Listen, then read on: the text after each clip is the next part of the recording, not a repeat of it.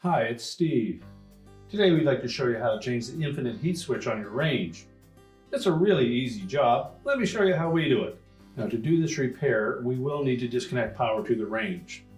So either pull it far enough forward that we can access the plug at the back, or locate your electrical panel, turn off the appropriate breaker, or remove the appropriate fuses.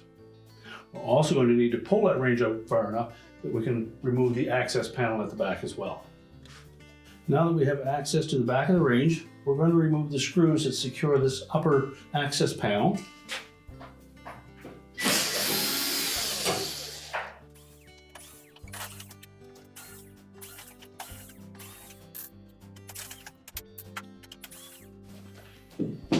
And we're just going to flex it slightly to release these two little tabs at the top.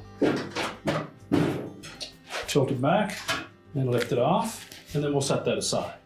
And next, we'll disconnect the wire harnesses to that control. Simply grasp the body of that harness connector and pull it straight off. Now, often they're on there very tight, so if you need to, we'll remove the knob and remove the screws first and then disconnect the harnesses. Just remove the two mounting screws that secure that control to the control housing. And then we can pull it far enough that we can access that harness connector on the back. Again, if they're on there a little too snug, just take a flat blade screwdriver and gently pry that harness away from the body of the switch.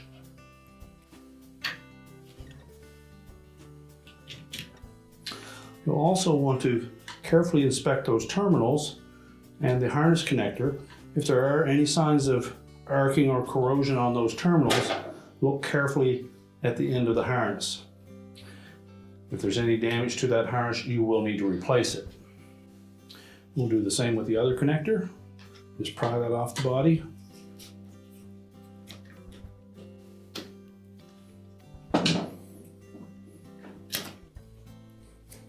We can then discard the old switch. And we'll take that new switch. We'll line up those harness connectors, and they will only go on one way.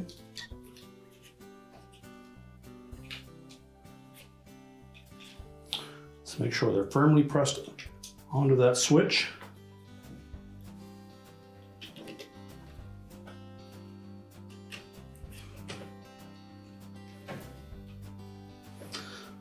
Then we'll line that shaft of the switch up with the hole through the console.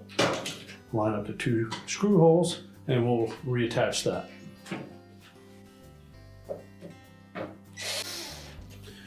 And make sure we have both of these screws started before we tighten them.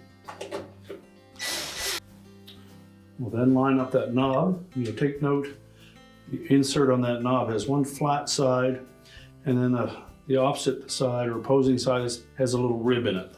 We need to line that rib up with a groove in the top of that shaft.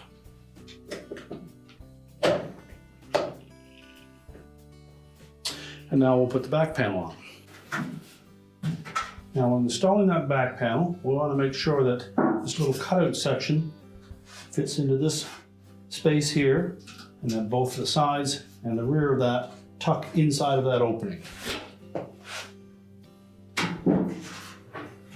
So just line that up. Make sure both sides fit into that opening. Now again, we're going to flex that panel and tuck these two tabs in underneath the top edge of the console.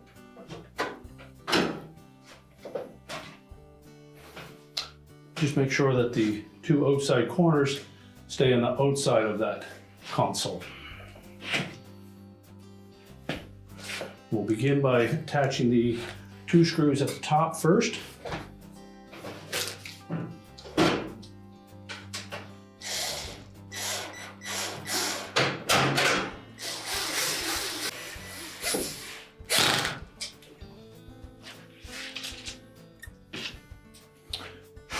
And then we'll just continue to put the rest of the screws in along the side.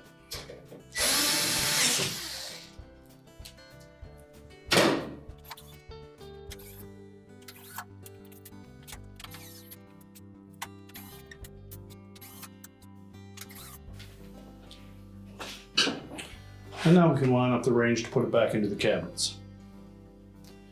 We're now ready to push the range back into position, reconnect the power, and your repair is complete.